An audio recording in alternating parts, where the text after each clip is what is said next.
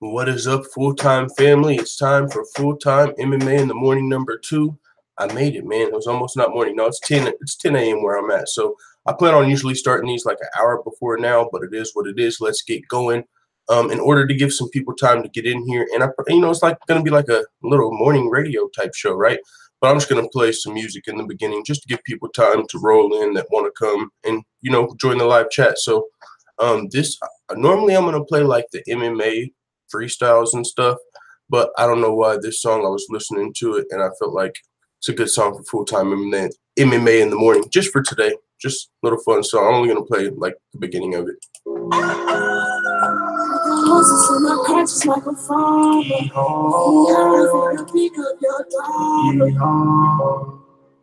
Yeah, I got horses in my car like a farmer. Finna pick up your daughter. He won't wait for my hat to get him slaughtered. He won't wait for my hat. Yo, full-time family, this song is so fucking hilarious. To get him slaughtered. I got horses in my car like a farmer. Yeehaw, finna pick up your daughter. He won't wait for my hat to get him slaughtered. He won't wait for my hat to get him slaughtered. Don't come around here, won't like cocaine, like cocaine. I've been fucking these sluts, but I love my wife, Got a big old truck, so we all gon' ride. I'm sipping lean like a chorus, like y'all. Boy, this town ain't big enough for the both of us. I got a shotgun round, shotgun heads loaded up. I heard that horn say you handsome. Put that heat to your face, I'm a brancher. Hell yeah, yeehaw. What is up, full-time family? All right, that's enough of that song. But we ain't done, man. It's UFC 225. You know Colby Covington's in the house. He's going to be fighting Rafael dos Anjos. We got to set the mood for UFC 225 this weekend. Let's fucking go.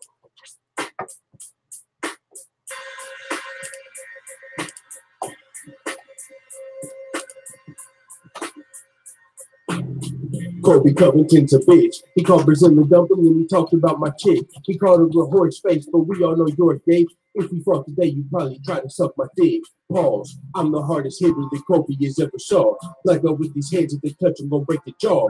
Catch you in the streets, we know Kobe gon' press the charge. How you win the UFC and run into the law? He snitching, so we just gonna call him an MMA hole. And they whole team can run up and get their face for the full-time family is ready. Yeah, this the takeover. Full-time family is ready. Yeah, this the takeover. Let's fucking go. I see my boy Terry Crow in the building. We got Yankee my dandy doodle, forward thinking Leon Dubbison. Let's go. Who said that? Terry Crow said felony lost the other night. Yeah, I actually saw that like on Instagram or something. I seen he posted a picture with like his head with a pretty big cut on it. And he said something about he felt like the fight was stopped too early or because of like the blood or something. I actually didn't see the fight. It was between him and another guy that was like, I mean, it was a fair fight. Like, it was an even fight. The other dude was like 37 years old. He only had like 7 pro fights. Like, he hadn't fought in a couple of years. Come back, fight felony Charles Bennett, who's been a lot more active, definitely got a lot more experience. And he got the job done via like doctor stoppage. Yeah, I saw those results of that fight, but I didn't actually watch the fight.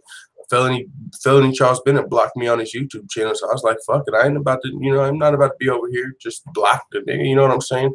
But it is what it is. But yeah, I didn't catch that fight. But yeah, so how many people? We got enough people in here, man. Let's start with the news. You guys see this? I just saw this. I didn't even know that like right before. I didn't even have this in the title. I didn't even know this was going on.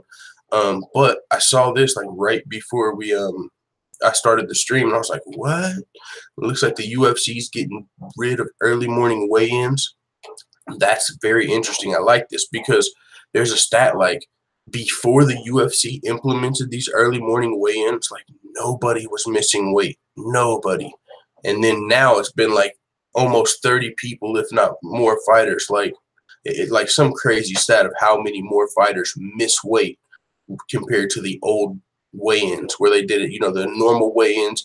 So now, and it also, to me, it adds to the whole weigh-in event. Like, whenever you do the early morning weigh-ins, I don't know why it's like not the same watching the ceremonial weigh-ins. To me, this makes the ceremonial weigh-ins because you're actually watching them to see, okay, now we don't know if they're going to make weight yet. It's one thing when you're watching the ceremonial weigh-ins, and you already know Miss Piggy Mackenzie Dern missed weight by 7.5 pounds. It's another thing when you're watching that shit live, like, what the fuck just happened, you know, right before the fight. So that's just one aspect of it that I'm thinking about. But also the amount of fighters that miss weight now is pretty ridiculous. And, you know, there's been a lot of talks of adding extra weight classes, you know, from multiple fighters. Kevin Lee sticks out. I mean, just some of the fighters that have missed weight or that have a hard time getting down, Darren Till, some of these guys that miss weight, I wonder if they would, and you know, Darren Till hasn't really asked for a new weight class, but some of the guys that have been advocating for new weight classes, I wonder if that was just because of the early morning weigh-ins, or if they still would like more weight classes now that we're going to change back to this way. What PK Vid said, notification squad, I followed you full time on Twitter. That's super dope, bro. That's a good way to get updates too, because I automatically post over there. Offer the last 10, said Yankee my daddy duel. I don't see how Jorge Masvidal is cool with this jackass, says Jacob Dela Cruz.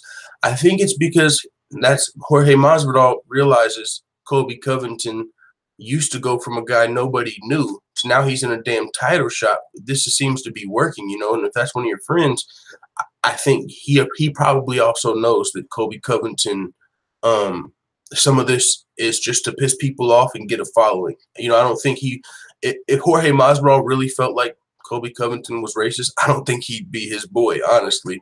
And yeah, so also he's got other friends. I mean, Yoel Romero, Colby Covington said he was rooting for Yoel Romero. He said, that's my boy, you know, he's cool with Jorge Masvidal also, and my teammate. So I don't think Yoel Romero is like a guy that's super, he probably doesn't like what Colby says, but Colby's got other teammates than Jorge Masvidal, you know, that still kind of train with him and stuff like that. And so, I mean, I see what you're saying. You know, you don't know how he's such good friends with an asshole, but I don't think Jorge Masvidal probably knows the real Colby a lot more than us.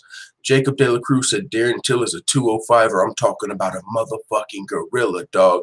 A booger-eating gorilla at that, bro. Ever since that Wonderboy Thompson fight, and I don't know if he was doing this before, but I've seen like 5 straight videos of Darren Till picking in his nose and just putting that shit in his mouth, bro. And then there was one he was with the fan. Oh, fucking fans are the worst. Fucking, he dug in his nose and put it in his own mouth, Darren Till, and then he took it from out of his finger, out of his mouth, and put it in his boy's mouth. Like, oh, and he was like, I'll eat that. Like the fan. Darren Till this is a whole new, bro. I'm going to have to pull that up. I don't even know if that was on the itinerary, man, but we're going to have to pull up. That's some weird shit. Yeah, Darren Till's been eating some boogers, dog. But there was also a video of Darren Till's weight cut. His weight cut looked really bad. I haven't, I think it was produced, so I didn't want to like put videos up. But that is like, there's been videos coming out about Darren Till's weight cut. He had a hell of a weight cut, you know what I'm saying? It wasn't like he was just trying to not have to cut weight and go through the, you know, the hardest part. He just stopped. He fucking cut hella weight, and he looked bad during those videos. So it was, you know, it's one of those hard to watch weight cutting videos. Forward Thinking said those boogers are the hardest pounds to cut for the weight. Yeah, that's his fucking part of his diet or some shit. That's why I couldn't make weight. That's funny, you know, but here's what Dana White had to say about getting rid of the early weigh-ins. He said, yes, I do think the early weigh-ins, yes, I do think it's the early weigh-ins, and guess what? We're getting rid of it. We're looking at taking the weigh-ins back to the way they used to be so that when the fighters weigh in, they're at the ceremonial weigh-ins. That will be it. That will be the real weigh-in. Here's what I believe. I believe anytime you change something, everybody looks to take as much advantage as they can of the situation. And I think that when we started doing morning weigh-ins, it was very good. Everyone was making weight and it was great. And people started cutting it closer and closer, thinking they can put on more weight because they have more time to recover. The reality is it fucked everything up. So we're looking to go back at 4 o'clock when we do the ceremonial weigh-ins. That will be the real weigh-ins. The other thing is, I don't know any fighters that are morning people. Most of them stay up half the night and sleep half the day. So that might have something to do with the morning weigh-ins being a problem too. You have to get up early and make sure you're on weight. We're going to work with the athletic commissions to get it done. So that I think this is actually a really good move, to be honest. So, yeah, that's super dope. Stamina MC said, what was the reason behind the early weigh-ins in the first place anyhow? I don't know what they were trying. I would have to, I can like look that up off the top of my head. I'm not sure. Yeah, so I don't want to just shoot off the top of my head, but I'm not sure exactly why they went to the early morning weigh-ins. I remember, like, they talked about it when they did it, but it was a while back when they actually started doing it. This is something else I found interesting, though. Daniel Cormier said he's planning on outstriking Stipe Miocic. I saw this on Instagram when he posted it. I was like, come on, DC, stop it. Why would you do that? Why would you do that? You know, this is what he said. I'm going to out-jab and outstrike Stipe Miocic on July 7th. New heavyweight champion, hashtag and new. I don't know why, bro. I feel like, and I'm a huge fan of Daniel Cormier, more than a lot of people. I feel like I'm counting him out of this fight. We're talking about a bad man in Stipe Miocic. We're talking about the heavyweight champion. He's got some wrestling skills of his own. He's not just going some striker up there you're going to be able to exploit. I feel like DC would probably have a better chance against Ngannou than Miocic. Because if you can avoid being knocked out in that first round or take him down, tire him out, DC, which he's a very talented wrestler, could do that. But Miocic, he's going to have the skills to kill and pay the bills, the championship skills, man. I don't know about that. Plus, you're coming off that knockout to Jon Jones. You sure you want us just try and outstrike and outjab a heavyweight, dog? I don't know about that. I mean, but it is what it is. I mean, I like the confidence. I just don't know if that's the best game plan. Maybe this is just a strategy to let DC know he's going to be looking to outstrike him. You know what I'm saying? Maybe it's a strategy he's trying to get in Stipe's head. He knows Stipe's team's going to see this. This is mental warfare right here. That's what this. I think that's what this is. This is something I found interesting. You know, Dana White and Bob Arum, they've never been great friends. They're actual bitter rivals. I think that's a better way to describe them. But it looks like ESPN might be wanting Dana White to team up with Bob Arum on Saturday nights. I don't know much about this. It looks like it's going to be, it says, speaking to the big lead, ESPN Executive Vice President of Scheduling and Programming, Burke Magnus, offered his thoughts on the UFC and Top Rank teaming up for Saturday night broadcast. I could easily see that. What I'm fond of saying to people is if the genie came out of the bottle and granted me one wish, it would be for 104 Saturday nights per year. I think there's no doubt that we'll look and compare the two in both cases because of staging aspects to it. We could also use time zones to our advantage like we did this year with Top Rank coming out of an SEC football game on Saturday night with a big lead-in. We can do that kind of scheduling as well thanks to the fact that these little things can be scheduled accordingly. So that's interesting. And, you know, for just to catch some people up, UFC and ESPN locked in a $1.5 billion deal. UFC is going to be, and just I've heard some more details about that situation as far as how it's going to work. You know how right now it's UFC on Fox. You've got big Fox events, and you've also got Fox Sports 1 events. Well, the events that are going to be on big ESPN are going to be like the big Fox cards. And then the Fox Sports 1 cards are, I believe, going to be on like the ESPN Plus app. So with that being said, that's interesting because the Fox Sports 1 cards were originally free, on Fox Sports 1 on that channel. ESPN Plus, the app, is $4.99, but it seems like it's going to be a good value. I mean, ESPN, there's going to be a whole lot of shit on that app, including more UFC stuff. But if you can't afford it, I guess you're going to be streaming the shit like the pay-per-views. But the pay-per-views are going to be staying the same. Not really. They don't have anything to do with this deal. But with that being said, with these fights on ESPN on Saturday nights, you might have boxing right after or right before, which would mean that they would be kind of working together, playing off one of another one. I don't know. I don't think that's going to be too big of a problem. Dana White has seemed really happy about this ESPN deal. He's super happy. He said it's going to be big for fighters as well. I think he just pointed out like the exposure, like not financially, I don't think, but the amount of exposure you're going to get on ESPN. But no, this is something that Dana White said he's wanted for a long time. Never, a lot of people probably never even envisioned the UFC, essentially, I mean, it's a sport, but essentially cage fighting on ESPN. That's, and it's prime. This is the biggest. We were on Fox before that. They worked their way up. Like they started on like Spike TV, and they got to like Fox Sports 1, Big Fox. Now they're on motherfucking ESPN with everybody else. That's super dope.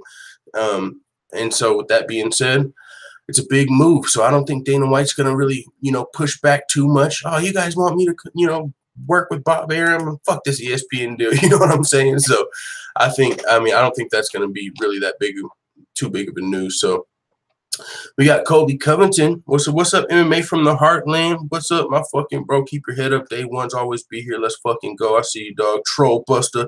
Y'all know what it is. It's full-time MMA in the morning. We got the full-time family in the building. Let's go. Forward thinking, some pray to God someone on the prelims pulls out this weekend. There's always a fight that gets scrapped, and I can't deal with it being another title fight. Bro, you might be onto something as far as, because there's always like a fight that gets canceled, and I do not want it to be a fucking title fight either. And I'm saying you might be onto something because this card is so stacked. We could honestly afford to lose a big fight. God forbid. I hope not. To me, this is the most stacked card of the year. Look at this. Just for those of you who haven't saw UFC 225's fight card, this shit is baffling how good this card is. Starting with, there's only 2 fights where you might not know the people. And even those fights are going to be good. Dan Ige versus Santiago, both of them fighting for their first win in the UFC. Santiago's fighting out of Chicago. I mean, he's very experienced. And his first 2 fights didn't go his way, but he fought Zabit. Both of these guys also have fought on Dana White's Tuesday Night Contender Series.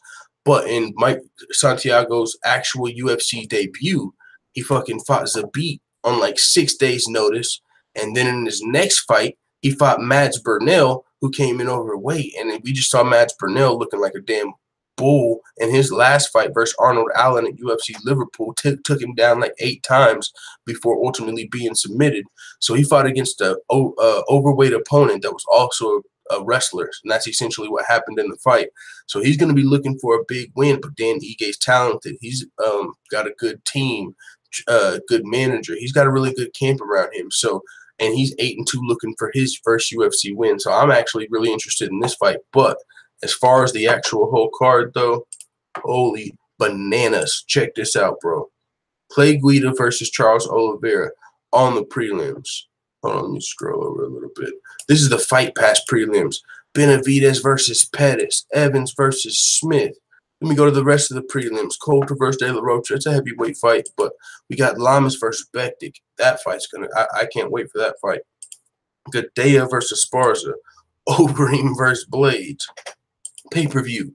Hashtag War Punk. Let's fucking go.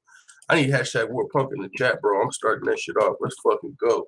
Hashtag War Punk. CM Punk ain't fucking around. He's coming out here scratching, getting the UFC W off of his bucket list. He ain't been doing nothing but training since his last fight versus Mickey Gall. Hitting it hard. That loss hit him hard. He's coming in. He's been putting in the mat time. He's going to have the grappling advantage. He's been fighting smokers in the gym. He's been simulating fights. He's going to come in fucking ready to crush this guy, Mike Jackson, the truth. Fuck you talking about hashtag War Punk. Let's go. That's going to be a good fight, interesting fight, fun fight. I don't know about good fight, interesting and fun fight. Let's go. Leon Douglaston and Web PK Vitz with the War Punk. We fucking in the building. Let's go. We got Andrei Arlovsky versus Tai Tuivasa on this joint. That's going to be a great fight. Andrei Arlovsky low-key on a 2-fight winning streak. He's beat some of these inexperienced heavyweights that think they're going to come make a name off of him. The big baby Albini. He got it done. Stefan Struve thought he was going to work his way back to a title shot with Stipe Miocic over Andrei Arlovsky. Nope. Andrei Arlovsky got another dub. He was on a 5-fight losing streak at one point. Now he's back. 2-fight winning streak fighting Tai Tuivasa. Bam, bam in this joint. Knocking everybody out. He's fighting in the first round. Holy smokes, we got a banger on our hands.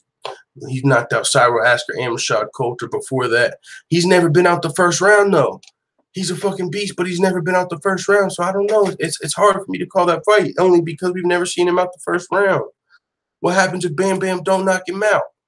What happens if Andrei Arlovsky uses his experience to get out the first round? Who knows? What's Tai Tuivasa's gas tank going to look like? Or is he just going to come in and say, fuck all that, fuck a gas tank, we're motherfucking fuck a second round, we're about to get this W and hit a nasty-ass shoey on y'all at the end. I'm drinking beer out of a shoe, and y'all are going to know my name, motherfucking Bam Bam. Is that what's happening at UFC 225? I don't know. That's why we got to tune in, man. Holly Holm versus Megan Anderson. Somebody said, how are you picking Megan Anderson if you've never watched her fight? Motherfucker, don't worry about me. Just know I'm picking Megan Anderson. I do my research. I only watch their fights if I feel like it's absolutely necessary after all my research. If I still can't come up with a decision, I'll watch their last fights. But I got Megan. Holly Holm, you know, she needs the W, though, a lot. But I've recently seen it. I think we'll go into this in a little bit. I've recently seen Holly Holm talked about wanting potentially to go back down to bantamweight. And that's actually a fight we haven't seen yet. I mean, if Holly Holm can go down and get a W at bantamweight, or if she can get a W here and go back down to bantamweight, Holly Holm versus Amanda Nunes. Amanda Nunes has beat all the other top bantamweights. Holly Holm has been ranked #1 at bantamweight for like the last 2 years since she's been fighting at featherweight. So Amanda Nunes, you know, she's trying to dust off that #1. The only chick if Amanda Nunes can beat Holly Holm, she'll officially be the best bantamweight ever to exist in the octagon, because she's literally beat everybody. Valentina Shevchenko, fucking I already said Valentina Shevchenko. Well, she beat her twice. Miocic Tate, Ronda Rousey. She'll have beat Holly Holm. Like, there will be no denying who the greatest women's bantamweight of all time is if she can beat Holly Holm, which I don't see a reason to believe she couldn't. You know, I mean, so that would be, I think, a dope fight for Amanda Nunes and Holly Holm. #1 contender. I would like to see that fight. Count Amanda Nunes is going to be coming for it. That'd be a great fight, man. That'd be a fucking good fight we haven't saw yet, too. My guy Jacob De La Cruz says Megan Anderson belongs in the WNBA. Damn, why you say that? Is she like fucking super tall or something? That I don't know. How tall is she? I mean, is it because she's a featherweight? Let me check her out. She like the Stephen Struve for the featherweight division. They got her height on this joint. They ain't got her picture. Man, and this is for, oh shit, she's fighting out of Kansas City. I fucking knew I was picking the right person. I fucking knew it. Let's go. Kansas City, Chiefs in the building. Kansas City, I fucking knew I was picking her for a reason, bro. She's 6 foot tall. She's about to come in. Let's fucking go. Team Megan, bro. Team Megan. # War Anderson. We're Megan. I still fuck with Holly Holm, though. But I'm just saying, let's go. How tall is Holly Holm? 5'8". Damn. She's 4 inches taller than Holly. And she's knocking. Man, y'all lucky I ain't living in Vegas, bro, because I'm telling you, don't sleep on Megan. She's an underdog, like a 2-to-1 underdog, bro. If you bet like $50 on Megan Anderson, you would win like 100, somewhere close to that. Hey, y'all, I'm telling you, in like 2 years, I'm going to be living in Las Vegas. We're going to be doing all of this YouTube channel, all of this shit from Las Vegas, and I'm going to be gambling on the fights, and I'm going to be coming up in this world. I'm telling you, that's my dream, to move to Vegas and gamble on the fights.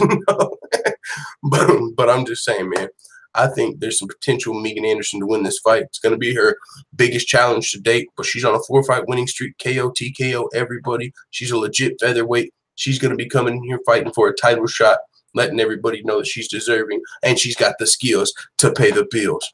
Now we move to another fight where I wish I was living in Vegas, because I get it. Everybody hates Kobe. He's the fucking supervillain of the UFC right now. But if you fucking can look past the fog, put your blinders on, and just look at the skills and the matchup, I think Kobe Covington's got a good one here. Low key, I would not be surprised if Kobe Covington won this fight via TKO in the 2nd or 3rd round. He's going to use some wrestling, and then just imagine Tyquil Woodley. I don't know what else he's going to say after that, but that's how he's going to start it off. Let's go. I'm just saying, I low-key, like, if I was dead even going into this fight, if I'm not rooting for anybody, if I'm unbiased, I lean toward Kobe just for the post-fight speech. Just for the post-fight speech. I just want to hear it. But as far as skills are concerned, Rafael Dos Anjos is going to be a tough task. I'm just saying, I think it's going to be a good matchup for Kobe. But Rafael Dos Anjos, this is the thing. He's got the jiu-jitsu for the wrestling, right? He's also can outstrike Kobe potentially. I don't think Kobe's going to come in here trying to strike with RDA like he did Damian Maia. I feel like he had a striking advantage possibly over Maia, so he was just being smart and taking advantage of that. I don't think he's got that here in this fight. I think he's the bigger fighter, been fighting at welterweight for a long time, also a wrestler, probably cuts weight pretty good, fighting a guy that former lightweight. Now, Rafael dos Anjos did have a hard time making it to 155, but he made it. I don't know if, so that's going to be a size advantage for Colby. We've seen Rafael dos Anjos, though. As I said, he can submit Colby off of his back. I feel like that's where he's going to be probably in the fight at some point in the fight or multiple points in the fight. I feel like Colby Covington's going to get a few takedowns in this fight. And if he does, RDA is going to need a last-second submission or some type of submission. I mean, we have saw Chael Sonnen versus Anderson Silva in the past where he was dominating with his wrestling, dominating. And then fucking triangle choke. Boom, Anderson Silva comes out on top. But is RDA going to get that fucking – is this going to be the Anderson Silva versus Chael 2.0? I'm not sure. RDA is going to have to – I hope he's been working on his jiu-jitsu, bro, because he's going to need his sharpest jiu-jitsu of his career for this fight. That's what I think. We'll see what happens. But RDA is low-key the favorite. I'm telling you right now, bro, if I was in Vegas, I would be putting money on Megan. I would be putting money on Colby. I would be putting money on – yo, I would have the sickest fucking parlay ever. Oh, man. But it would be like a guilt. It's like, damn, I got to fucking – it would be hard, for you to convince yourself to put money on CM Punk. But I don't know, man. If I had it, I might have to just – like, let's say I had $500 to gamble with. I would put 50 on CM Punk.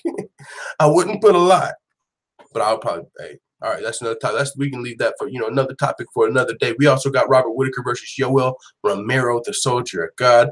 Yo, have any of you guys watched like UFC 1, UFC 2, or UFC 3? If you have, you know who this guy is. Chemo. He was like, bro, I swear, bro, I'm gonna pull him up. Chemo is like Yoel Romero 1.0.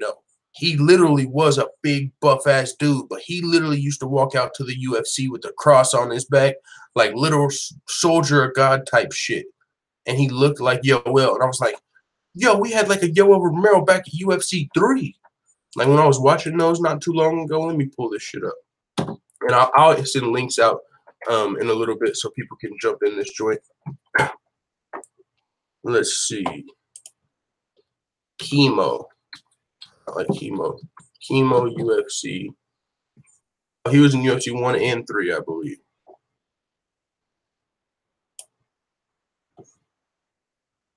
Oh, no, we got to go to YouTube. I don't got Fight Pass no more. They overdrafted me.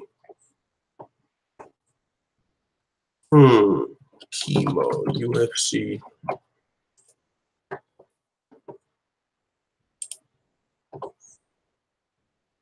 The art of Older brother, Minister, 26 years old. He's a Nick from Rio.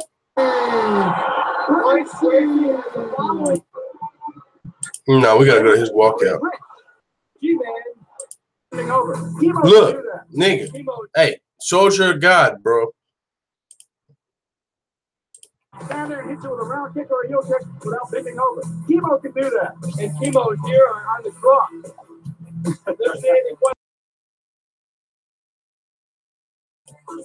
Bro, is that not Yoel Romero or what? Now watch how big this dude is. He doesn't want to go to the ground. Chemo's really fighting to not go to the ground. The straight cut Chemo is incredible. Fucking cage broke open. But yeah, bro, that's Chemo. Big ass dude, Soldier of God. He reminded me of Yoel Romero when I was watching that shit. We got the Soldier of God versus Robert Whittaker. That's gonna be, man. I think it's hard. It's always hard to pick against Yoel Romero. Like he's just a beast. Like he can explode and knock Robert Whittaker out, even though he didn't in the first fight. Like he can in this fight. You know what I'm saying? Like in any fight. Just fucking flying knee your face off, fucking knock you out with his hands like he did with Luke Rockhold. I mean, and he did just come off that win over Luke Rockhold. Robert Whittaker was injured. He's been less active because he's been out with an injury, a pretty nasty staph infection, I believe. He was forced out of his fight with Luke Rockhold. Yoel came in, got a KO. So, I mean, just because Robert Whittaker won the first fight, it's hard to count Yoel out, but I'm going to do it anyway. I'm picking Robert Whittaker to win the fight. I'm going to pick Robert Whittaker to get that W, man, for sure. I think Robert Whittaker's going to come in, be smart, and if he's healthy, and I think he wins the fight. And I don't think he would be fucking taking this fight unless he was healthy, unless he had to, time's ticking. You can either fight or you can get stripped, homie. You just saw what happened to Yair. No, I'm just playing. But I'm hoping Robert Whittaker's coming in here healthy. I've got no reason to believe otherwise. And if he's healthy, I believe he'll beat Yoel Romero once again. And we'll see what happens next for Robert Whittaker. Tyron Woodley's been talking about coming up and fighting. Robert Whittaker said they can all jump in line, man. I mean, we got Kelvin Gastelum over here. We got Weidman healing up from injury. We got Tyron Woodley talking about coming up. Man, they can all jump in line, says Robert Whittaker, the fucking middleweight champion, a.k.a. the Reaper. Let's go, Bobby Knuckles. Stamina MC said Bobby Nux, FTM, FW for the motherfucking win. Let's go. Sam Beck said Bobby Knuckles going to smoke Yoel. Forward thinking said the Grim Reaper is about to hand Romero his first finish. Oh, shit. Has Romero never been finished? That'd be, bro. If he finishes Yoel, that's gonna be dope, bro. If Robert Whittaker finishes Yoel, no, he got finished by Rafael Cavalcante in his UFC. Oh, that was in Strikeforce, but yeah, in the UFC for sure. He's got a hell of a record in the UFC, bro. When Yoel got to the UFC, KO, TKO, KO, fucking big name, Derek Brunson, Brad Tavares, unanimous decision. Tim Kennedy, KO, back to his KO spree. KO over Lyoto Machida.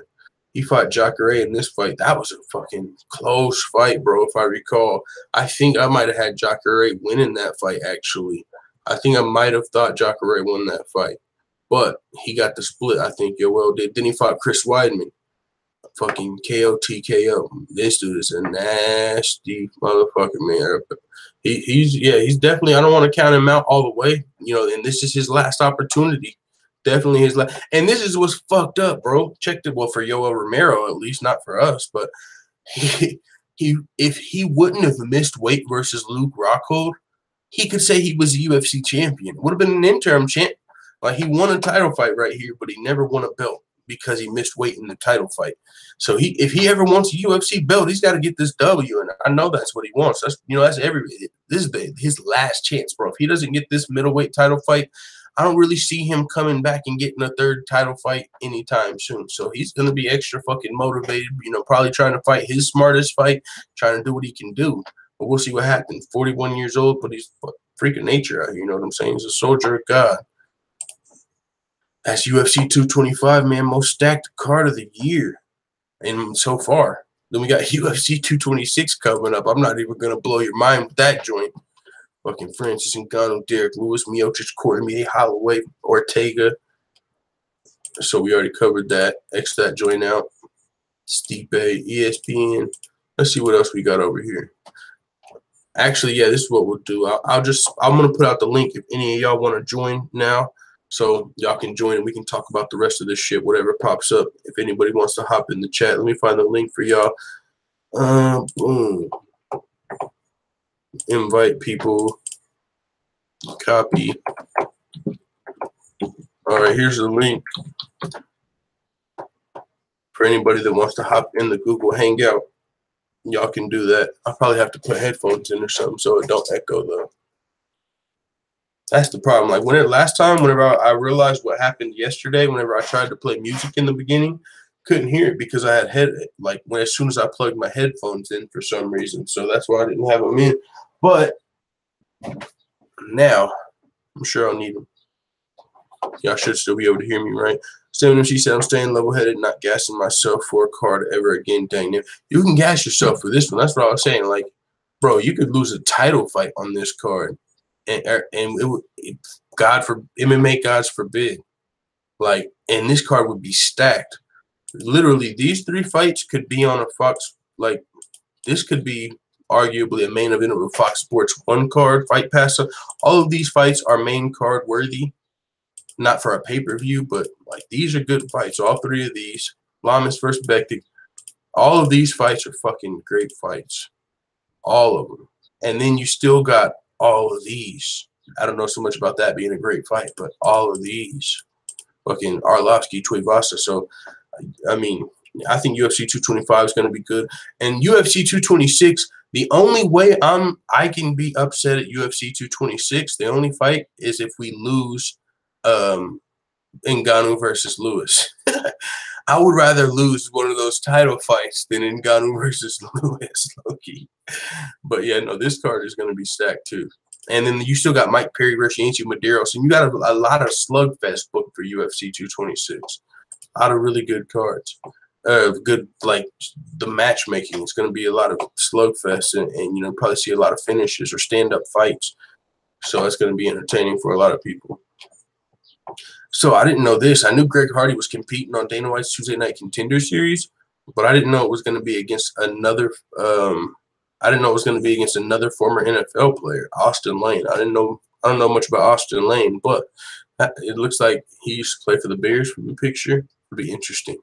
See what happens there. Greg Hardy's going to have to get a nasty KO to get some sort of UFC contract. If you don't know how the Dana White's Tuesday Night Contender Series works, there's like 5 fights per episode, and only one person, sometimes 2, get a contract each episode. But it's got to be a spectacular performance, a finish, some type of dominant performance. It's got to be the best fight of the night to get in the UFC. So he's going to have to get some sort of nasty KO to get in this joint. We'll see what happens. UFC 225 is out, bro. I'm doing reactions to these. I don't give a I'm about to do reactions to the UFC 225 embedded, but I'm probably going to have to put them on Patreon because I don't want to risk getting copyright strikes. You know what I'm saying? But yeah, we'll see. I'm going to have to check those out for sure. Colby Covington already in UFC embedded #1. Can't wait. Brings out Cheeto eating virgins trash talk again.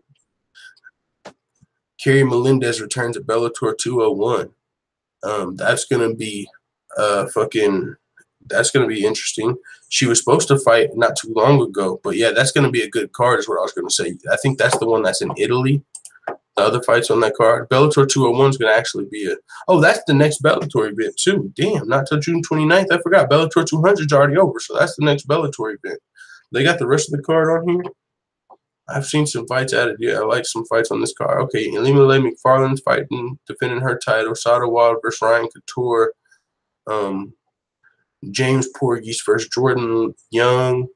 Joshua Jones. Ed Ruth's on the card. Kerry Melendez.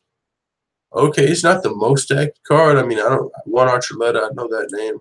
I don't know who these people are, but the rest of the fights I'm interested in. All of these.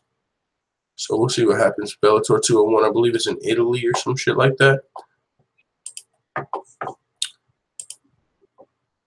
Yeah, on my screen, you guys are still talking about the Ngannou fight. It looks like a little bit of delay, but it is what it is. You know how that goes. It might be my internet or some shit, but at least we ain't cutting out and cutting back in. That being said, let's see what else is going on in the world of MMA. We got Whittaker and Yorm. Okay, you can watch that for free. That means UFC probably released that joint, the rematch on YouTube for free. Yeah, Ed Ruth added the Bellator 201. Uh-oh, we got somebody in the building. Joseph Benavidez happy to return from long layoff, but unhappy being buried on fight. Hey, let me hit that beat. Got somebody in your background or something, homie? Who hopped in there? Hey, who is that? Somebody's got a loud-ass mic. Let me check it out. Might have to try and figure it out. Uh-oh, hey, is that a troll? You say fuck me, homie? You talking to me? We got a troll in the building? I'm trying to figure out how to mute one of these dudes. There you go. R-Pit's off this joint. There we go. That was R-Pit with the loud-ass microphone. What up, R-Pit saying? Thought he was about to put a troll call on deck for a second. What up? I see Robert joined the chat. I see Robert joined. What's up? I haven't heard you speak, but it is what it is. Let's see what's going on with Joseph Benavidez' happy return from a long layoff. But he is being buried on Fight Pass. That's what I said, man. But this is the thing, man. This is a stacked card. I mean, if real fight fans are probably going to be watching Fight Pass for this. But this is what Joseph Benavidez had to say. I love fighting. I love training every single day, but I go in there. It's just what I'm doing. I'm not thinking every day how fun it is or how cool it is. It's just another fight. And having it taken away from you for that long, getting back to it, I'm happy training. It's so exciting. Instead, I have a newcomer kid kind of mentality, but I'm obviously experienced like a veteran, so it's kind of the best of both worlds coming together.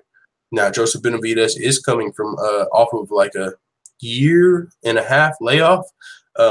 He's been out ever since his last fight with Henry Cejudo, split decision win. I believe he was injured. So, I mean, if ring rust, and this is the thing about ring rust, man. I don't think it's real.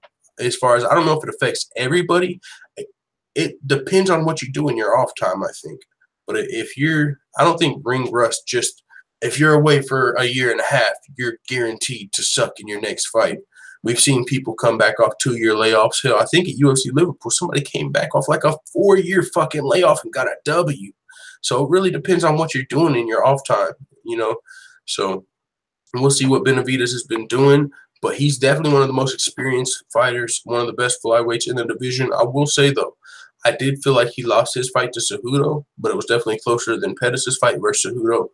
But I don't know, man. I think Sergio Pettis, man, he's a very talented fighter. He's very young and still experienced. He grew up in fighting. I mean, his brother was a champion probably when he was a teenager, and so he's been around the fight game for that long. He's one of the few people who can say they've actually grew up in mixed martial arts, essentially. So just because he lost to Henry Cejudo, an Olympian wrestler, I don't think we should count Sergio Pettis all the way out. On top of Benavidez is coming back from a layoff, I low-key think Pettis has a lot better chance than some people do. Bro, it's another underdog I got winning.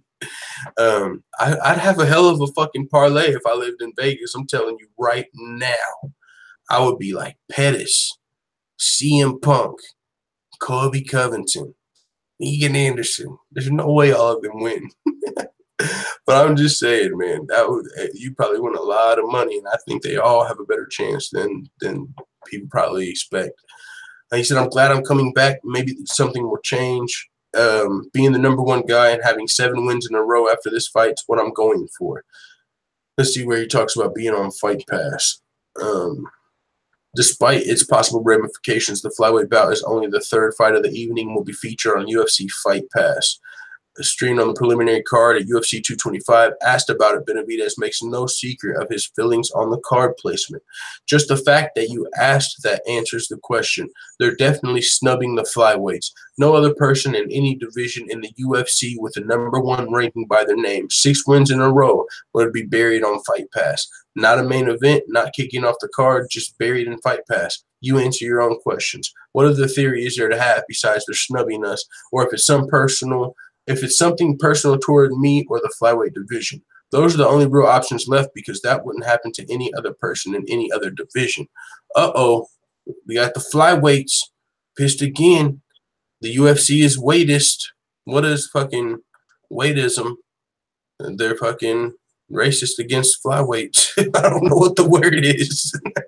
No, man, I don't know. I don't know if that's the case. I think this is just one of the most stacked cards in the year, but I mean, he does make a point as far as rankings are concerned, though. #5 versus #1 is on Fight Pass. I mean, up here it's like, even this fight, right? Gadea versus Esparza. They weigh 115 pounds. I know they're the females, but still, it's #3 versus #6. I feel like this fight is a better. It's got title implications. I mean, if Sergio Pettis wins, which that's a big if, right? It's going to be the most experienced fighter, the best fighter he's ever fought. If he wins, he's got title implications because he becomes the #1 or #2 ranked fighter. He's somebody Demetrius Johnson's never fought. If Joseph Benavidez wins, on the other hand, he's already fought Demetrius twice, I believe, and lost those fights. So maybe, he's in a wonder boy situation. I've already fought the champ twice. So if I win, can I even get another title shot? What's going to happen with Benavidez? That's a weird situation he's in. But do you guys think the UFC's weightist? I hear somebody else join the building. I don't know who it is, but I hear you in here. What up, dog? Let's see who we got. Can you hear me? Yes, I do. What is up? You got Arpit back on the call. We got Forward in here.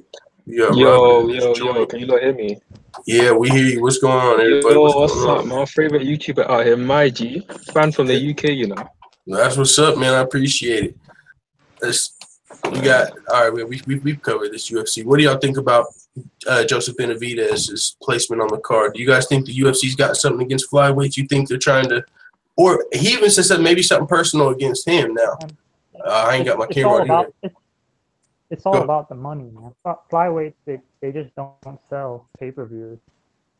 Do you think that there's any potential for flyweights to ever sell pay-per-views? Do you think you're gonna have to get like a knockout artist down there? Because listen, look, we just got Jose Shorty Torres at the last UFC Utica. He came over as the flyweight and bantamweight champion at Titan FC, I believe. But that was a very entertaining performance. And on the mic, he said, "Yo, I'm like the Justin Gaethje of the flyweight division." So my thoughts are, do you think if you find fighters like Justin Gaethje's of the flyweight division or guys that can get knockouts down there, do you think they will ever sell, or do you think there's just some like invisible ceiling on the 125-pound division that nobody will ever watch them? I think it's about storylines. Like there's like look at the light heavyweight division. There's not a lot of depth, but you have two goats in Jon Jones and DC. With flyweight, you only have Demetrius Johnson. That's it. There's no one else really. So it's like, yeah, and so maybe do you think it has something to do with the champion? You know, starting with the champion. Like, if people aren't excited to watch the champion fight, then they're not going to really be excited about any contenders because Demetrius Johnson. I don't know though, because to me Demetrius Johnson's fighting style is very entertaining, right? He finishes guys. He pull it off fucking mighty whiz bars. I think it's entertaining. I just don't understand why it doesn't really catch on to the other fans, really, because he finishes guys. Maybe it's like you said, the storylines. He's going to have to talk some trash, maybe. I don't know, because people enjoy Cody Garbrandt. That's one thing for sure. But he knocks guys out as well. But he's got a little drama going into it. Maybe that's what it is. Maybe DJ's going to need a nemesis. We're going to need like a fucking – that's what we need, like a Colby Covington in the 125 pound. Someone comes out just talking trash like, yeah, you flyweights don't sell because you all suck. It's like someone to just come out and just talk trash. People aren't going to like him, but it's going to build some drama up down there. Like, you're going to need a flyweight to shut him up. But it's kind of hard being 125 pounds. Like, I don't know, I guess talking a lot of trash because, I don't know, it seems like it. But I'm going to pull up the flyweight rankings. Could you argue that even the women fighters sell more than flyweight? Well, yeah. You mean like, you say, well, I don't know, like the 115-pound division, we got Rose Namajunas. But yeah, but that's what I was thinking about as far as why are these guys on Fight Pass compared to like Gadea versus Sparza? Because, I mean, if you ask me which one would like sell more tickets or bring more eyes, I would, as a fan, probably rather watch Benavidez versus Pettis. I mean, I'm interested in this fight, Gadea versus Sparza. You know what I think it could be also? I think it could be like, if you're a casual and you're watching two smaller dudes fight, you could be like, I could probably beat these guys, So like. But the thing is, on camera, they don't look as small. Like, unless you put them in there with a referee like fucking Big John, like, if you put them in there, there's some shorter referees. Like, put them in there, you can't really tell on camera. Like, if maybe out in person, if you're at a UFC signing, you're like, holy shit, I didn't realize you were like that small. But but because like but like what I was saying, the optics don't really make you look.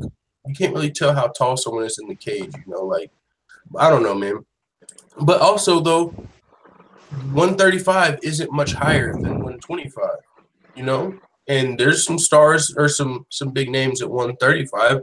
Well, there's really not a lot. You got Marlon Moraes, but he's got some devastating wins now. But Cody Garbrandt, there's not a TJ Dillashaw isn't really known as a huge draw, I guess, either. Was Dominic Cruz? I mean, so yeah, maybe it does have something to do with that, the size. And it's also a proven fact, like the flyweights have been like the least selling division. So I don't know. Benavidez seems to feel like it's personal, but this is a business. I don't know. But he said not only the flyweights, it could have been him. So we'll move on from that. I want to see Demetrius Johnson on that Captain America serum. That would be awesome. Yeah. That'd be that'd be funny. Like a UFC, you know how like they would do those like independent films and them off budget movies and stuff. Like they did a superhero film with all the UFC fighters. You got Kamaru Usman in there as a Black Panther. Like get a fucking Wonder Woman. We got we could do this, man. Got it needs to happen. Wonder Boy and Wonder Woman. Yeah, Wonder Boy. He's definitely a superhero. You got to put him in there. This is something I found interesting. I seen a topic on this. Like now, this fight, I had Jessica Aguilar winning, and if you keep up with the fake money bankroll, I was putting like $1,000 fake on Jessica Aguilar to win her fight. The fight was pulled off the card. There wasn't a lot of news about it. Then when I see this headline, I'm like, what the hell is really going on? Like, she said that I seen a report, she said that they pulled her fight because she had like her lips were too chapped. But these headlines from the Nevada State Athletic Commissioner saying she was pulled from UFC Utica for a potentially contagious medical condition. Now, when I hear about lips being chapped in a potentially contagious medical condition, I don't know why. This might just be me. My mind immediately my mind immediately shot the hurt, man. If you know what I'm saying. And I don't know what it was, what's going on with this, and but I don't know what's going on. Like, why would you pull somebody because their lips are too chapped? Like, medical personnel identified potentially contagious medical condition. I've never heard of this in my years of a UFC fan. Like, a potentially contagious medical condition, someone being pulled from the fight. But she said it was something about chapped lips. For the safety of the impacted fighter and her opponent, the fight was called off. UFC medical personnel were also consulted and concurred with the decision. Aguilar wrote Friday evening on social media the commission pulled her due to chapped lips. She wrote that she was cleared after weigh-ins by a dermatologist, but the commission still pulled her off the fight. And then she said this was her actual. So I don't know what's going on. Because of the weight cut? I don't know, being dehydrated. But my thing is, if it's from the weight cut and you're just dehydrated, what the fuck is contagious about that? How are your dehydrated lips contagious, potentially contagious? So I don't know what's going on there. That was just really weird. I don't know what's going on. Somebody's got me playing in the background. Might have to mute that. But yeah. So yeah, that was just weird. They're saying like, and nobody wants to be a fucking headline for having like a potentially contagious, and I don't know. That's just really weird situation. But the fight was canceled. She said it was something about chapped lips. They're saying potentially contagious. Really weird situation there. But this is something I did want to get into. We got a fucking Jon Jones update from Abe Kawa. USADA decision coming hopefully sooner rather than later. Have you guys saw anything about this yet? He's coming back. There's no way. He's worth too much money to the organization. Yeah. Who do you think he'll come back and fight potentially? Like Brock Lesnar? I've heard some people believe that. Gustafsson. I don't know why. Gustafsson? Ooh, that's a good fight. Yeah. Actually, that's a really good call. I would still like to see Jon Jones versus Gustafsson too. I would like to see Gustafsson, man. He seems like he's ready to get his paws back on DC or Jon Jones. It might just seem like that, but he's like, hey, man, it's been enough time. Let's get the rematch in. But now he just can't because Jon Jones is out. DC is like fighting for the heavyweight title. But Gustafsson, man, yeah, I'm looking forward to his next fight. It's supposed to be at UFC 227. We don't know the opponent, but with Luke Rockhold out, Gustafsson is still likely to be on that card. But this is what Jon Jones' manager said on the MMA Hour. He said, it's complicated. USADA does a very good job. People are banging on them and hating on them. There's things I do not agree with USADA, and I've told them behind closed door things I don't agree with. But USADA does a very good job. They've done a very good job cleaning up the sport. It's imperative that they get this right. It's imperative that they get this case right because of who Jon is. I think they're doing the best they can to get it right. With that being said, I'm confident that we will have a decision soon. I just don't want to put a date on it and say I'm going to come down at this time. It's going to come down at that time. He said, but there's a decision coming and hopefully sooner rather than later.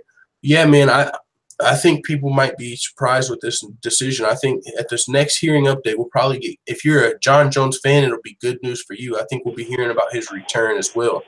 But the thing about that is, man, I don't know if I agree with USADA.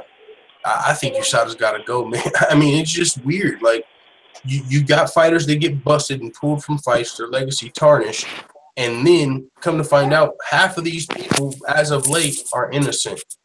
Somebody just joined the chat. Their mic's a little coming in. I don't know what it sounds like. You're like, no, what's up, man? What's up?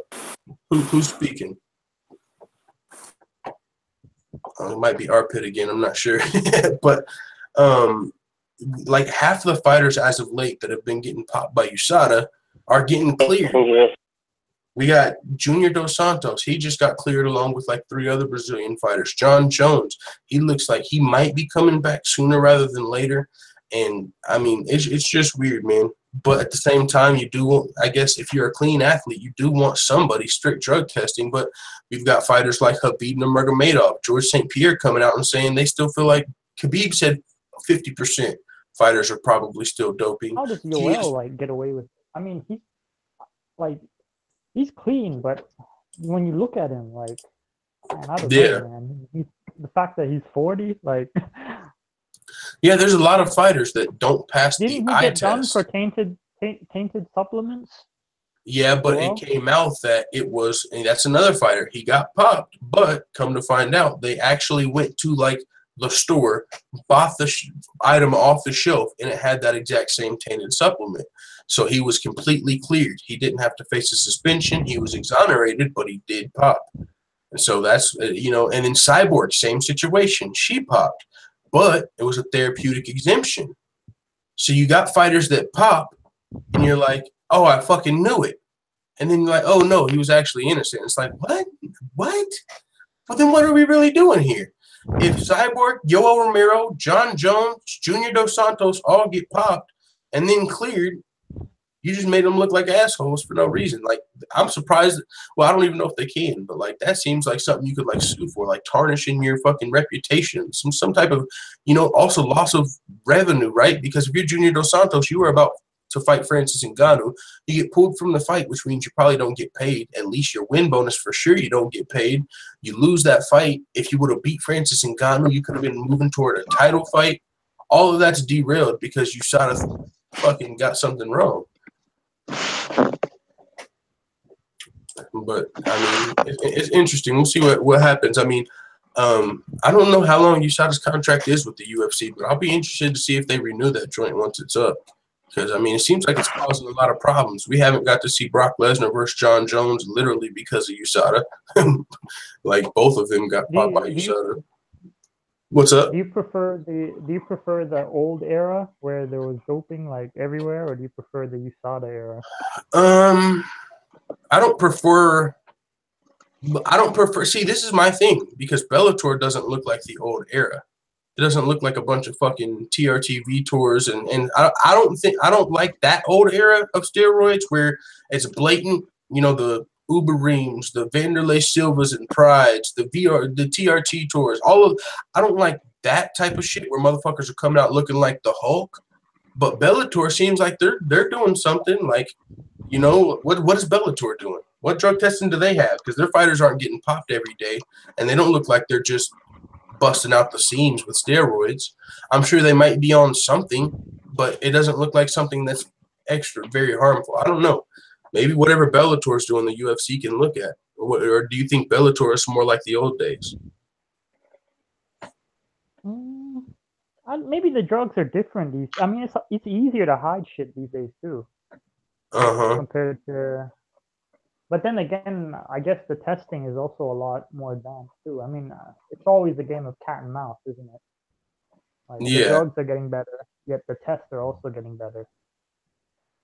Yeah. So, but these days, most people that use, they're microdosing. They're not going like, you know, full blast like back in the TRT Vitor days. Yeah. So I mean, let these motherfucking microdose. I mean, if that's what Bellator is doing, I mean, because if you have USADA and there's people that can figure it out, like GSP said, he said it's still easy to beat USADA. Well, and Khabib says 50% of people he still feels like are doping. So if there's anybody that's still getting through USADA, that's not a level playing field. So, I mean, I like a clean sport, but it doesn't seem like USADA is bringing that. I mean, some fighters are getting popped, but then half of them get cleared. So it's like, I mean, I've seen fighters popped in Bellator. They must have just been doing extra, super extra. But a lot more fighters get popped in the UFC. I think Bellator might be. Bellator, they don't use USADA, do they? No, they do not use USADA. They don't. But Do you know what organization they're using, like VADA or something else? I think it might be VADA or something like that. I'm not sure off the top of my head, but I just know it's not USADA. And you got fighters like the Chael Sonnens of the world, the Frank Mears of the world, and these guys that go over there that you might have assumed were on something, and they're not popping. So I don't think Chael Sonnen's over there the fucking guys that clean. got screwed the most were the guys from all those old Pride guys. Yeah. They're the guys that really got screwed from this. Yeah. Yep. Yeah. I think that's what it is. Like, there are some guys, they were doing too much. It seems like those old.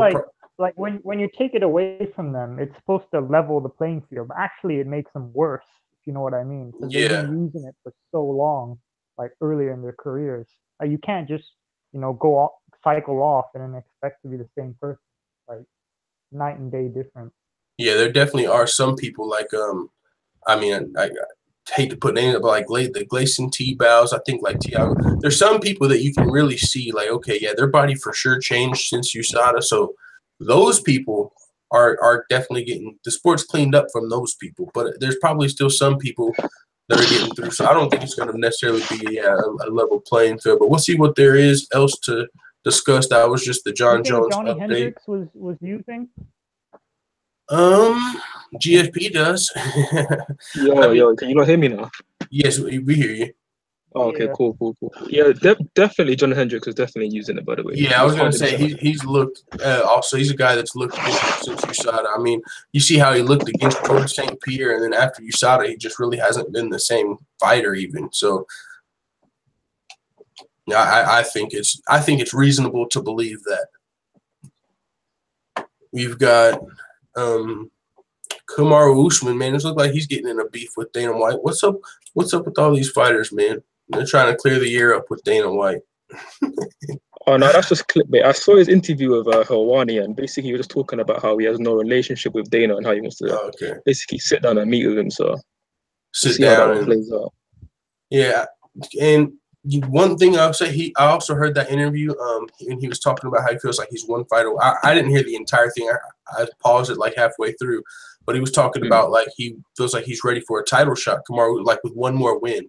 And I was thinking like, he might not have the big names, but actually he's kind of got a point. With one more win, he'll be like 9-0, like in the UFC on a 9-fight winning streak. And that's how Max Holloway and Tony Ferguson got their title shots. They fucking just beat name guy after guy, and they ended up being on like a 9-fight or 10-fight winning streak, and you just couldn't deny him the title shot. So it seems like he's low-key almost going that route. And even if with one more win, it's likely going to be over another ranked guy, probably someone in the top 5. I think Kamaru Usman could likely be fighting for the title sometime soon. But as far as his relationship with Dana White, yeah, it'd probably be a good idea to have a good relationship with the boss. Yeah, so as far as the title goes, I think it's definitely going to obviously be the interim title winner next for Woodley.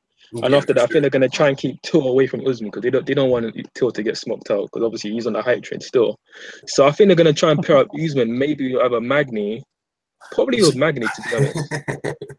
Hold on, did you just call the booger eating gorilla my fucking dude, the light heavyweight, a hype train?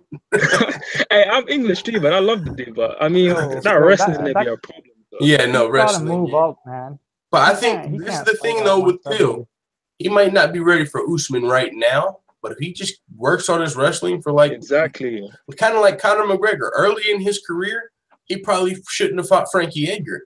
But after fighting Dennis Seaver and multiple other guys, you knock out, get your feet wet, you fight Max Holloway, you fight these other strikers.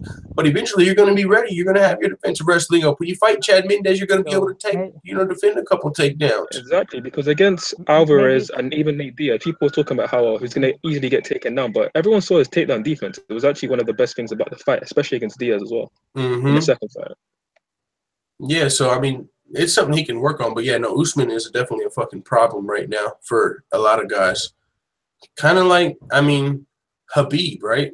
If you're a guy that is more known for your striking, if you get on the ground against Khabib or even Usman, it's likely to be a bad ride for you. But Khabib clearly more ground and pound.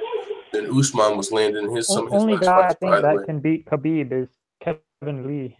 Crazy Kevin as Lee. that sounds. I think I would like to see him fight Eddie Alvarez. He'd probably beat Eddie Alvarez, though. But, yeah, Kevin Lee's probably got the best shot. I would still like to see the Tony Ferguson fight, but I'd probably give the edge to Khabib. But I think Tony Ferguson would actually – he's got a good chance as well. I don't know if I wouldn't pick him to win, but I like the matchup. You know, he's going to be attacking off of his back, unlike a lot of other guys. But Kevin Lee, yeah, he's going to be a strong wrestler. He's a very well-rounded fighter as well. Yeah, your Fulton, let me ask you a question. Yeah, so coming back to welterweight, who do you want to see get matched up next? Because for me, I want to see Till face Lawler next, because I think that's a good way to build him up towards a title shot. And then That's you a can good have fight. Eastman face Magny. You can have obviously the Lawler's interim finished. title shot, and then maybe Wonderboy versus Ponzinibbio, because he obviously pulled out versus Usman. Yeah, no, actually, man, if you're trying to build Till up the right way, you know, if you're the UFC, I actually like that. I haven't even really considered Till versus Lawler, but Lawler's coming off that win over Cowboy. And I think that's a fight Till, I mean, could probably get a finish, right? It's not going to be a terrible matchup, and he could get one of those finishes. He's like Wonderboy, going to be really hard to finish for anybody. So, you know, but Lawler, he has that potential to put on one of those highlights to shoot him to the next level. Like, holy smokes. But also, I mean, there's something. What do you guys think about? And I know the fight wasn't super entertaining.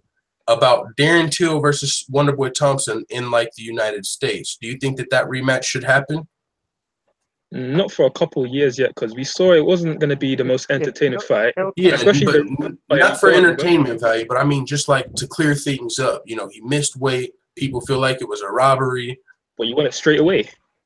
No, I mean, I'd rather see Lawler versus Till, but I'm just saying if Darren Till was planning on fighting for a title next and he's not fighting Lawler, I mean, it's either fight Wonderboy and, you know, just like clear the air, get an actual win, or is he, you know, kind of like going to wait out? Like I see like three options. You can fight Kamaru Usman, you can fight Robbie Lawler, or the rematch with Wonderboy. And the only reason I bring up the rematch with Wonderboy is not because I thought the fight was entertaining. It's not because I enjoy watching chess matches. It's just because there's so many questions.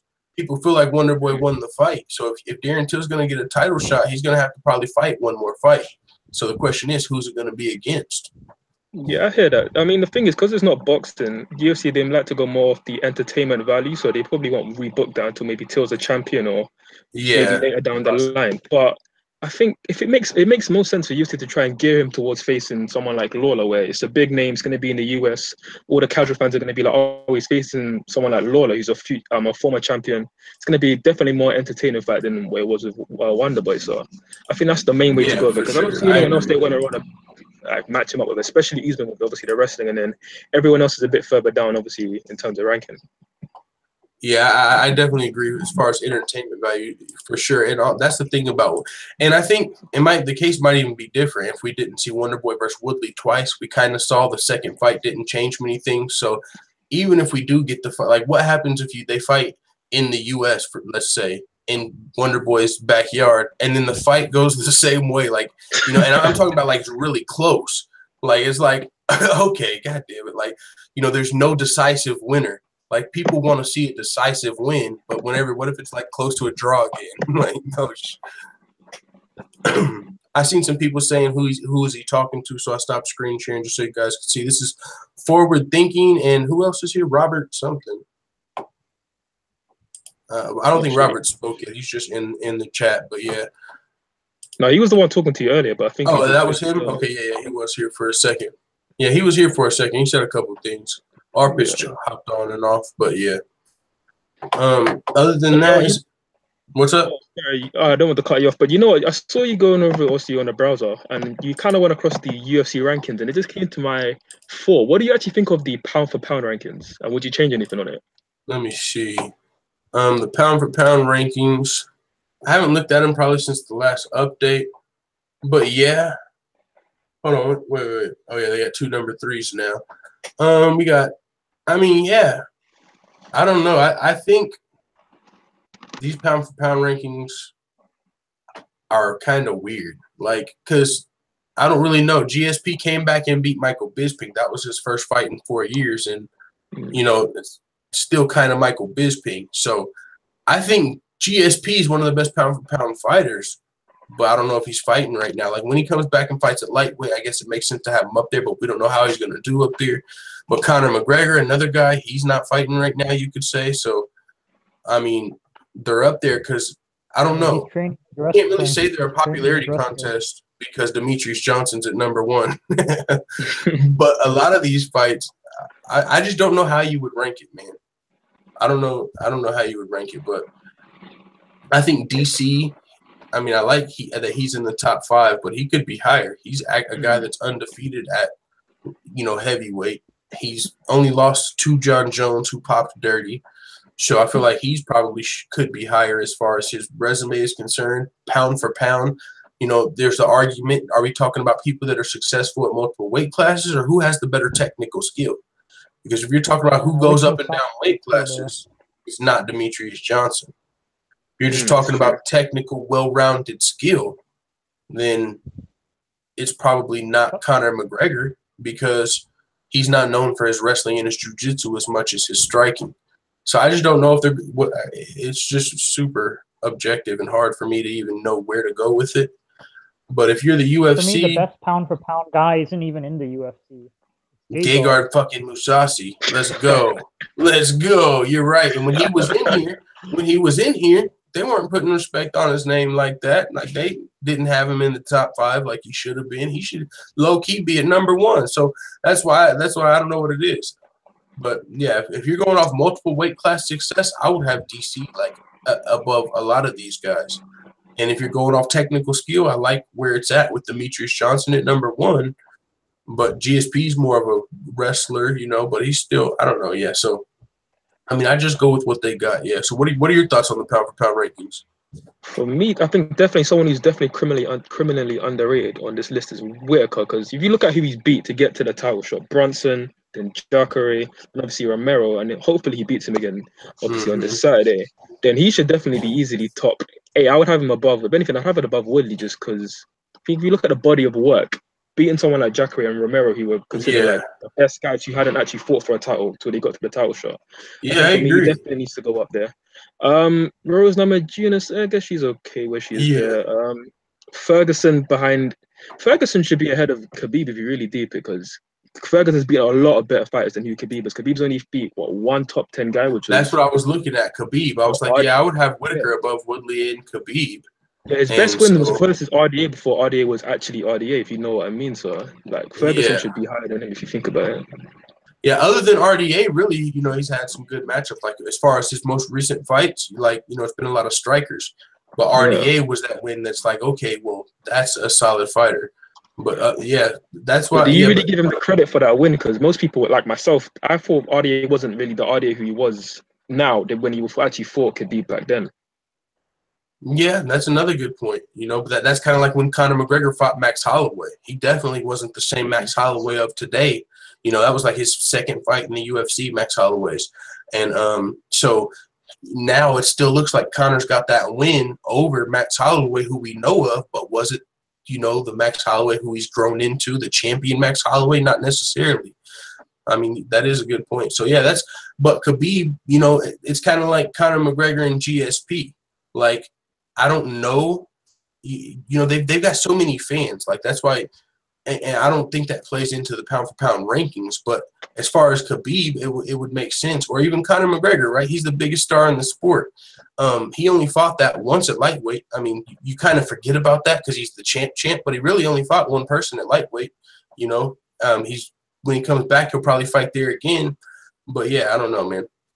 It's really interesting on the pound-for-pound rankings. Stipe Miocic, I mean, he's a guy where what is he up there for? Is it just because is it the technical skill? He doesn't really fit either one of the requirements. I mean, he's the best heavyweight of all time, but the heavyweights kind of get shit on if you're talking about pound for pound because they can't fight at multiple weight classes. So then do you talk about the greatest technical skill? Heavyweights aren't really known for being the most well-rounded like a Demetrius Johnson because of their size. So, what is it with the heavyweights? So, yeah, I don't know. It's really hard to know what pound for pound even means, what they're judging for. I think it's media generated. So, I'm honestly not sure. Yeah, one thing I would say just before we maybe move on to another topic with Miocic, I actually almost disagree. I think he should be higher, definitely higher than McGregor, maybe even George St. Pierre. Now the reason why, because if you look at his last 5 fights, literally 4 in a row were first round finishes against Verdum, who's obviously a legend, Overeem, who's a legend, Dos Santos, who obviously beat him before, and I think the other one was against Arlovsky as well. So all first round finishes. Then they put him up against Ngannou, who everyone's saying is going to be the next, I don't know, dominant champion, and he beat him. Yeah, I didn't realize he had all of those fucking first round KO TKOs in a row. Streaking, yeah. He couldn't. And then against Ngannou, he destroys him in 5 rounds. Yeah, but it was almost more impressive that he dominated him for 5 rounds, and he took the bombs early in the first and second round. And after that, he just I agree. Him. Like, I think the heavyweight champion is the baddest man on the planet, but I'm just talking about like the criteria of pound for pound. Like, what are we talking about? And you know, usually the argument is it multiple weight classes or is it technical skill? In heavyweights, they don't really fall into multiple weight classes unless you're a guy that fought light heavyweight. And then as far as technical skill, you usually look at the smaller fighters because they can move their body differently and, you know, they can be more technical and precise like a Demetrius Johnson. So I agree Stipe Miocic is the baddest man on the planet. But if we're just talking about criteria for pound rankings, I just don't know where the heavyweight would fall into that place. But the thing is, there's so much of a weight gap at heavyweight. They're kind of like fighting multiple divisions because it's like you're fighting guys that are 240 and 250 and 260. So, I mean, maybe they should just be higher. Maybe fucking Stipe should be number 1 low-key. But, yeah, it's just hard to go with off the criteria. But, yeah, no, Stipe, this very impressive resume for sure. I mean, what he's been doing to Fabricio, Alistair, JDS, fucking Francis. He'll fight Kane eventually or nah? What's up?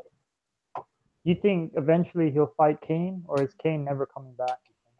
I'm not sure, man. Kane might be off to WWE. The only reason I would say, and I've seen him in like some luchador mask at a WWE event, but I would like to see Kane come back, and I thought he was, but whenever DC decided to move up to heavyweight, it kind of made me go, maybe he's not coming back as soon as, but maybe he comes back next year. He's been out for, man, how long has Kane been out? It's been a while now.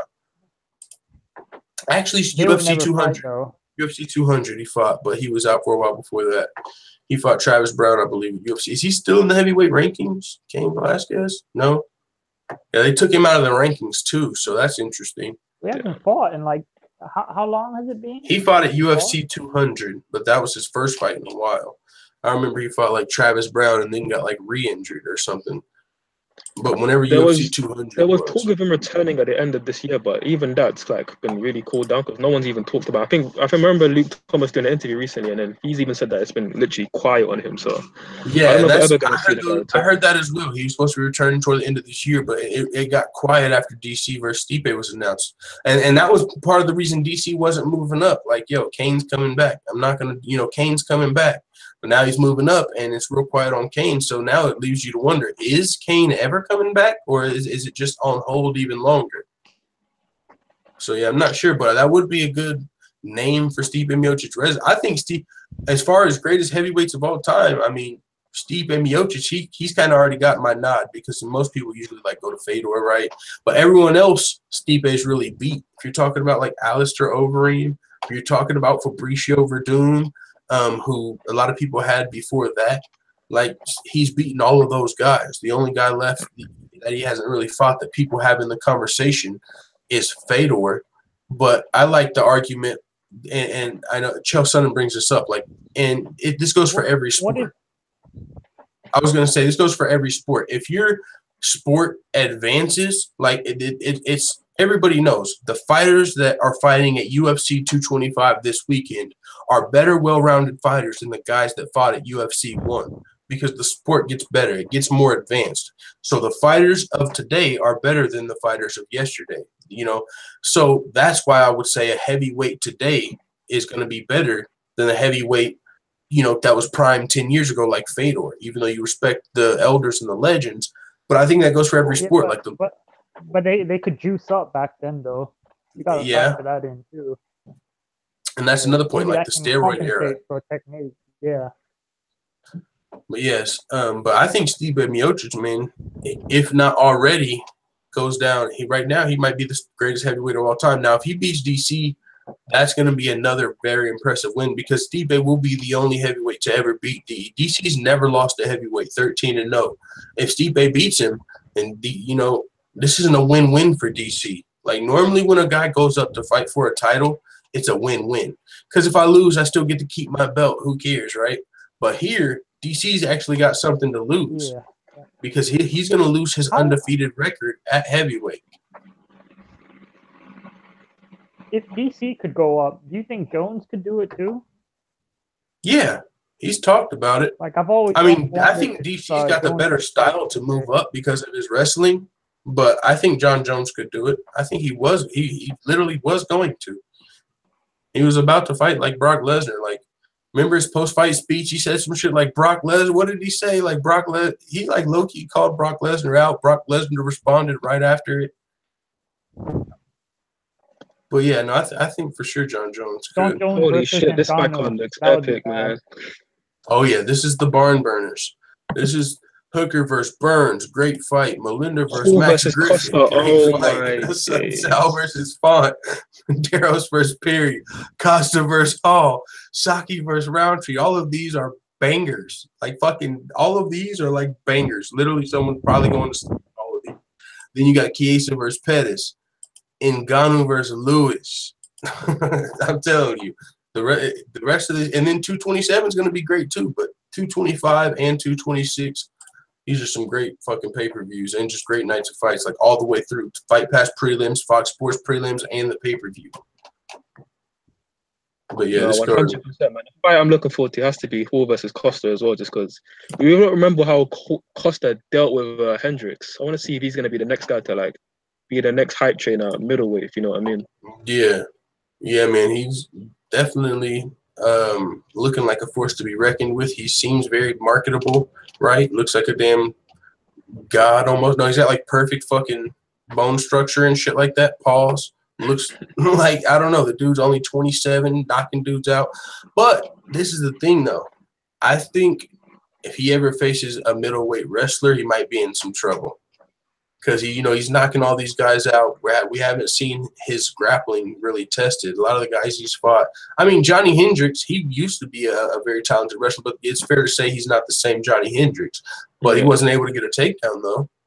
He tried to get a couple of takedowns on him. To be fair, I think he might have a really good takedown defense, just looking at the size of him. But yeah, you're right. If he goes up against a Weidman or even a Romero, a Weidman would be a bad matchup. See, that's the thing about Weidman and Frankie Edgar.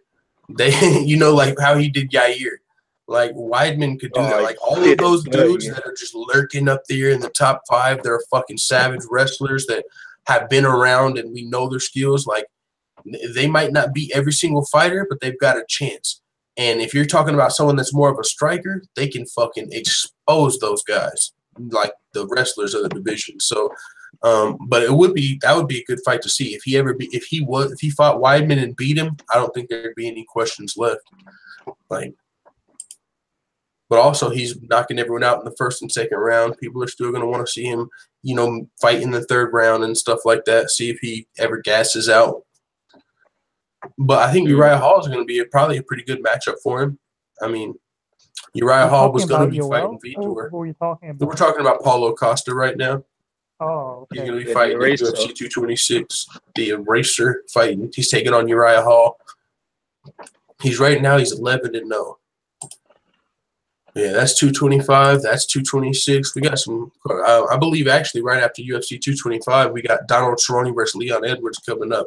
I think that's going to be a solid card, but I think it's on Fight Pass. Donald Cerrone, anyone, anywhere, any place. Let's go to fucking Singapore. Yeehaw. Let's fucking go. You don't care who it is, man. Let's just fucking go. Your comments are telling you to read some of the comments. I'm reading them now. A lot of people aren't actually rating Costa. Someone said that he's juiced to the gills with Brazilian TRT. Someone else said he's gonna get spin kicked. I'm not impressed with Costa. No one rates him still. Pittsing said, watch your comments also full-time MMA. I hear you. I try to, go back and forth, but sometimes when I'm talking, I forget to pop it back up and it's not on my screen. But to be fair, Pit, you hopped in this thing 3 or 4 times. You could have been talking with your voice, but it never really worked. Stamina MC, let's see. Steakophobic said, If she controls, yeah. See, that's the thing. People are talking about Megan Anderson and Holly. There are other conversations going on. So if I read a comment, it doesn't really, I don't know. And there's a little bit of a delay. So you guys might be talking about something we're not talking about this second, but I'm trying to keep up with it. Let's see. Follow Lucky Punch Fight Tips on Instagram for some betting plays. Hell no. Follow Full Time MMA for some betting plays for UFC 225. What you talking about? Fuck. I mean, not fuck yeah. I don't know them, but we got you covered. Yeah, we gotta put respect on your name because your predictions have low key been flipping good lately. I'm not even trying to flipping dick right to you because I'm on the stream with you still, but Bruh. I might even because you said that you got all the underdogs for 220 or is it 225? A lot of underdogs. I'm telling you right now, bro. If I was in Las Vegas, I would be making a lot of fucking money this weekend. I'm telling you. This guy, Mike Santiago, I'm picking him to win. He's a slight underdog. It's almost a pick 'em, no. I'd be betting on him. I mean, I do these in the fake money betting. I fucking show the bets that I would bet, and like I started with 500. We're about to hit $5,000 on there, low key. But Charles Oliveira versus, I mean, this is a fun fight. Now this is a card though where it's a lot of questions, but at the same time, like this fight, Benavidez versus Pettis. Off the top of your head, you go, oh, Benavidez is for sure gonna win. You know, makes sense. He's one of the best flyweights in the world. He's only ever lost to Dominic Cruz. He's only ever lost to Dominic Cruz and Demetrius Johnson. He's got 4 losses, 2 to Demetrius, 2 to Dominic Cruz. And Sergio Pettis is still really unproven as far as the biggest names in the division. He's never beat a guy on the level of Joseph Benavidez. But Sergio Pettis has a lot of intangibles and shit, and he grew up in fighting. He's going to be the younger fighter, the more active fighter. There's a lot of reasons he could win this fight, so people are going to just count him out. So he's like a 2-to-1 underdog. But I'm telling you right now, this motherfucker could very well win this fight. Before he fought Henry Cejudo, he was doing good. Now, earlier in his career, he has lost to some guys that make you go, oh, he lost to fucking Alex Caceres. How could he ever beat Joseph Benavidez? You know, but he got submitted in that fight for one. It was a while back. He's since then been active, 3 fights a year almost? I mean, he took a little time off there, but he's a guy that even in his time off, you can imagine Sergio Pettis is getting better as a fighter. John Moraga's not a fucking easy win at all, but he beat John Moraga. Brandon Moreno's not nobody's scrub. He beat Brandon Moreno.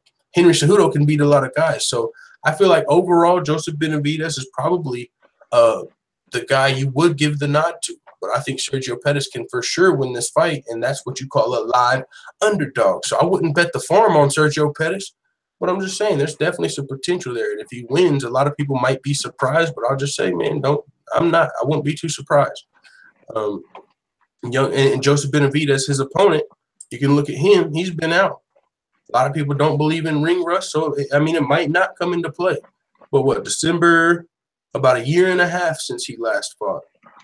And, you know, he beat Henry Cejudo, but if you watch the fight, I low-key had that fight. Oh, he lost that fight. I had it for Cejudo as well. So both of these guys are coming off of losses to Cejudo. But, you know, a lot of people are going to just look at the record. They might have not even watched the fight and just, oh, he beat Cejudo. He lost to Cejudo. Easy money. And that's not the case, man. So I think Pettis is a guy you can make some money off of, man. CM Punk, people look at him like, oh, it's CM Punk. Ha, ha, ha, ha. Yeah, you don't know shit about his opponent. This is not Mickey Gall. This is not Mickey Gall right here. There's been videos coming out. Watch this. There's been videos coming out. CM Punk striking is even looking better than this dude, man. If you're watching training footage and shit, CM Punk striking is even looking better than this dude. And he's the kickboxer. Like, there was some side-by-side on this website, some CM Punk side-by-side with Mike Jackson sparring, and CM Punk looked way better on top of having the grappling advantage, but he's a pretty heavy underdog, and nobody's gonna, like, how could you bet your money on fucking CM Punk? Like, if you lost, you would feel, I was talking to somebody about that, like, what's up? I was just wondering, like, because CM Punk, he doesn't have any combat experience, right? Because most wrestlers, at least they had, like, wrestling in high school or, I mean, he might have wrestled in high school. I would assume he had some sort of like something because he was a pro wrestler. Now, that's not the same thing as high school wrestling. That's not the same thing as college wrestling. but you still have to be athletic to wrestle in, you know, the WWE. So I'm just saying. Also, he's had years to train. Like, literally, we didn't get to see what his skills really look like in the Mickey Gall fight. He kind of, you know, just got embarrassed pretty quick. But we didn't get to see a lot. And on top of that, he's been training with high-level guys, former champions. What am I trying to pull up here? Well, I don't. Yeah, for me with Punk, I remember he does have a slight little history in Muay Thai, so he has got a bit with that. But I think with the pro wrestling thing, I think one thing to take from that is at least he's got a lot of years of experience in competing at like a high level, even though it's not actually fighting. But yeah, at least he should have that composure when, like, obviously in a tough situation. Because with Mickey Gall, he didn't have any chance; he just got taken down. It was a rip. But let's say if he gets to the second or third round, he might have that at least composure to maybe show what he's been training for. Because he's gonna have that work ethic. Because obviously, it's one of the most grueling things to do, which is to be a pro wrestler. So oh yeah, for hopefully sure. he can at least show something. Because it'd be embarrassing. That's another good point. His work ethic. I guarantee, bro, those fucking pro wrestlers, their work ethic, say what the fuck you want about this shit being scripted and fake. They're on road every single night. They're 300 days slamming around the mat 300 days a year. Their work ethic is there on top of having to work out and, you know, look like an athlete. So he's going to have the work ethic, and his teammates have said he's putting in the mat time, you know, and that's jiu-jitsu. So if the fight does get to the mat, I've even heard that they're simulating fights in the gym, like putting up octagons and simulating fights. So you ain't going to see him on his record, but he's actually fighting smokers and shit in the gym. I'm just saying, he's not going to come in here looking like a lot of people think. And so he's an underdog. But this is who the fuck is this guy? Who the fuck is Mike Jackson? I mean, he's younger. That's cool. We've heard about some kickboxing, but I mean, literally. It's not like he's coming in here with a huge advantage.